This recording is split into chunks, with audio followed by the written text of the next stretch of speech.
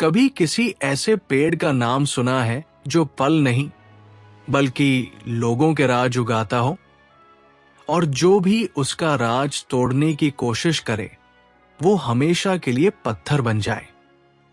पहाड़ों और घने जंगलों के बीच एक छोटा सा गांव था, सोनगढ़।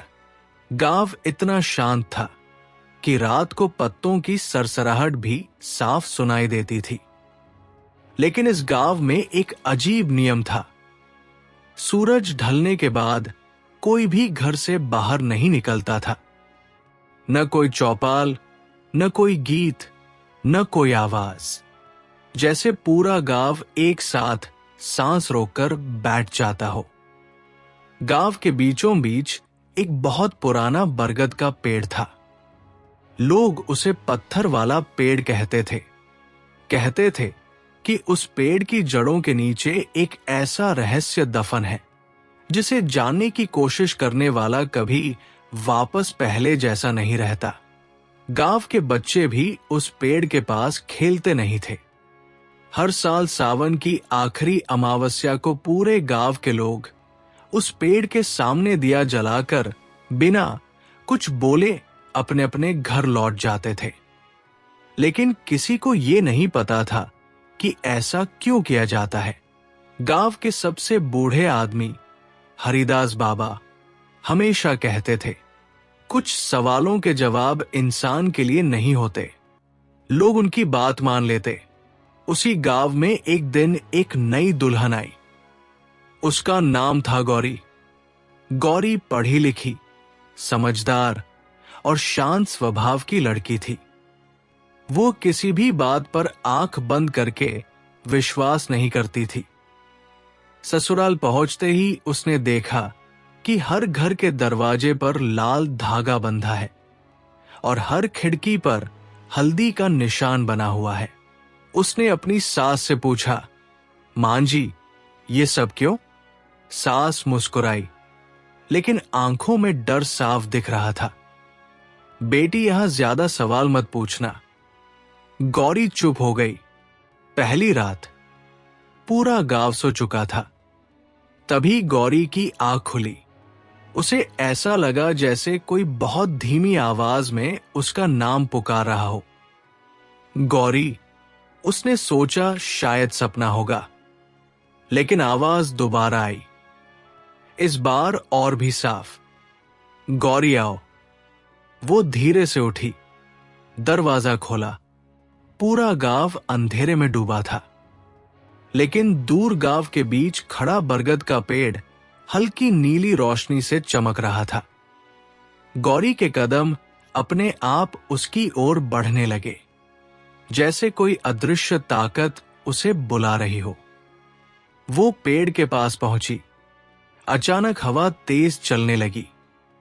पेड़ की सूखी डालियां अपने आप हिलने लगी और तभी पेड़ के तने पर एक चेहरा उभर आया।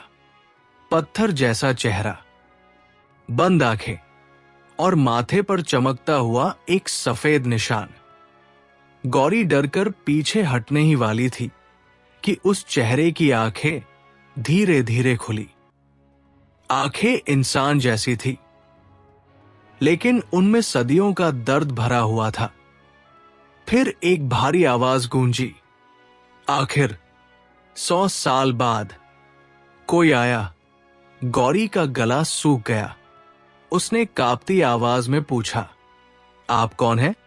आवाज आई, मैं इस पेड़ का कैदी हूं और इस गांव का सबसे बड़ा सच भी।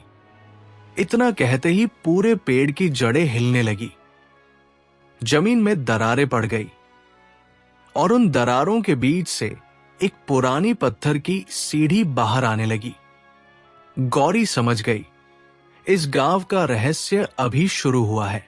विशाल सफेद नाग ने पहली बार मुस्कुराते हुए कहा, तुम परीक्षा के पहले चरण में सफल हो गई हो, लेकिन असली परीक्षा अभी बाकी है। इतना कहते ही उसके फन पर जड़ी नीली मणि तेजी से चमकने लगी। पूरे मंदिर की दीवारें कांप उठीं।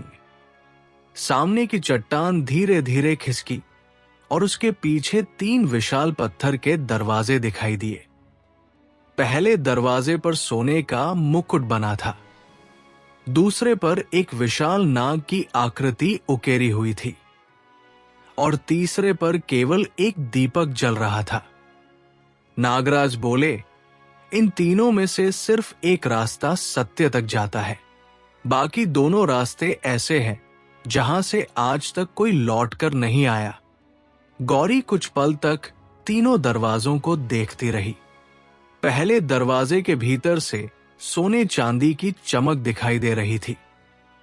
दूसरे दरवाजे के अंदर से भयानक फुफकार की आवाजें आ रही थी। तीसरा दरवाजा बिल्कुल शांत था। नागराज बोले, सोच लो, एक ही अवसर मिलेगा। गौरी ने अपनी मां की दी हुई मिट्टी की पोटली को कसकर पकड़ा। उसे अपनी मां की बात याद आई, जहां लालच ज्यादा दिखाई दे वहां सच्चाई कम होती है। उसने बिना देर किए तीसरे दरवाजे की ओर कदम बढ़ा दिए। जैसे ही उसने दरवाजा खोला, अंदर घना अंधेरा था। कुछ दूर चलने पर उसे एक बहुत बूढ़ी औरत दिखाई दी। वो जमीन पर गिरी हुई थी और दर्द से कराह रही थी। बूढ़ी औरत ने कांपती आवाज में कहा, बेटी, मुझे अकेला मत छोड़ना। कोई वर्षों से मेरी मदद करने नहीं आया। गौरी ने बिना कुछ सोचे उसे सहारा दिया, पानी पिलाया और धीरे धीरे उठाकर बैठा दिया। अचानक पूरा कमरा सुनहरी रोशनी से भर गया। बूढ़ी औरत मुस्कुराई। उसके झुर्रियों भरे चेहरे पर तेज फैलने लगा। देखते ही देखते वो एक दिव्य रूप में बदल गई। गौरी हैरानी से पीछे हट गई। दिव्य स्त्री बोली, बेटी, यही अंतिम परीक्षा थी। जिसने धन नहीं, दया चुनी, वही इस मंदिर का सच्चा अधिकारी है। इतना सुनते ही पूरी गुफा तेज रोशनी से जगमगा उठी और दूर कहीं से नागराज की गंभीर आवाज गूंजी। अब समय आ गया है उस रहस्य को जानने का जिसे 500 वर्षों से दुनिया से छिपा कर रखा गया है। नागराज की आवाज पूरे मंदिर में गूंज उठी, गौरी, अब मैं तुम्हें वो सच बताने जा रहा हूं जिसे जानने के बाद तुम्हारी जिंदगी पहले जैसी नहीं रहेगी।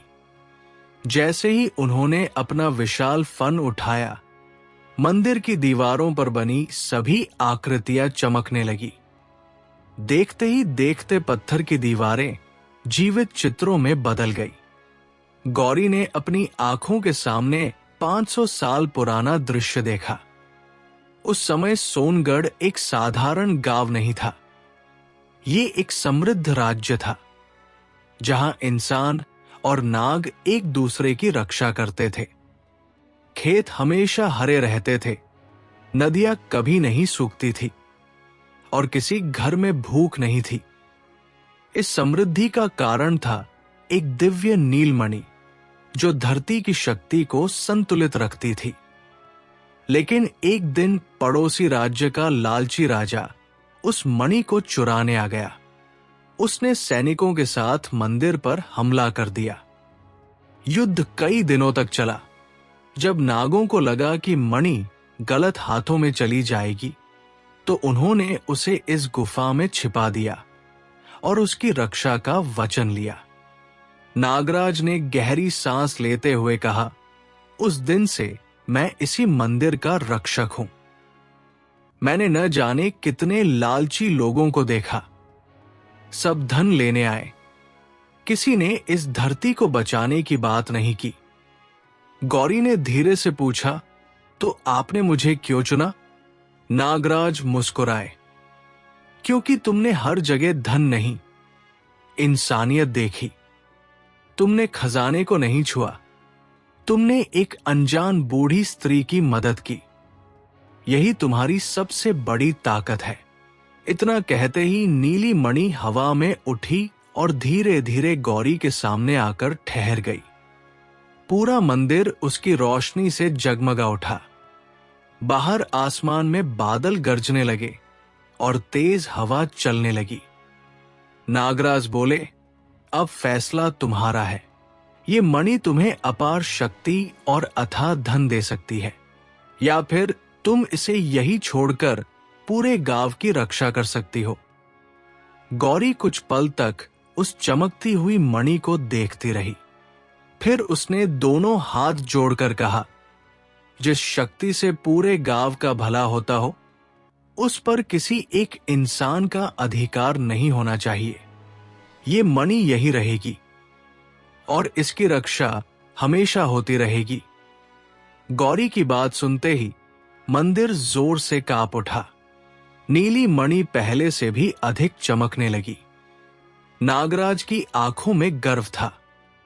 उन्होंने कहा, आज तुमने साबित कर दिया कि सबसे बड़ी शक्ति धन नहीं, बल्कि निस्वार्थ हृदय होता है। आज से इस गांव पर कोई संकट नहीं आएगा। इतना कहते ही नागराज का विशाल शरीर धीरे धीरे नीली रोशनी में बदलने लगा और उसी क्षण मंदिर के बाहर एक ऐसी घटना हुई जिसने पूरे सोनगढ़ गांव की किस्मत हमेशा के लिए बदल दी। अगर राज मुकुट स्टोरी की ये रहस्यमयी कहानी आपको जरा सी भी पसंद आई हो तो इस वीडियो को लाइक जरूर करें। अपने दोस्तों और परिवार के साथ इस कहानी को शेयर करें ताकि वे भी इस रोमांचक सफर का आनंद ले सकें।